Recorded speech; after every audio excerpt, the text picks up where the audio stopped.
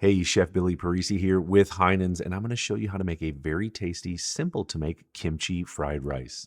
Beginning in a large wok or large frying pan, we are going to add in some sesame oil. You could use peanut oil.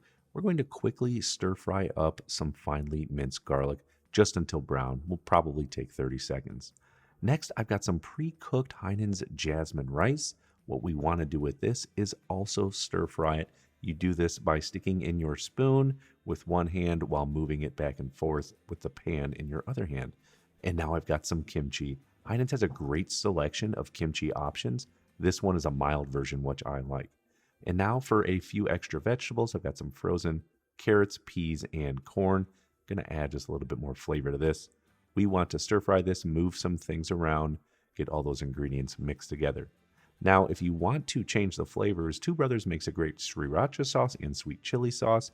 I'm not going to use any of that, but what I want to add in there is a little bit of soy sauce. Season it up with salt and fresh cracked black pepper. We are going to mix all of these ingredients together and then just simply plate it up on a bowl to the side. Now, clean that wok out, bring it back. We're going to add some oil in here because what we want to do is quickly fry a few eggs in that oil. This maybe takes 1 minute. Give them a little shake, make sure they're not sticking. And when your desired internal temperature is achieved, we're going to take the eggs, place it right on top of that fried rice. Then we're going to garnish with some fresh sliced green onions. This is a fantastic, easy to make weeknight meal.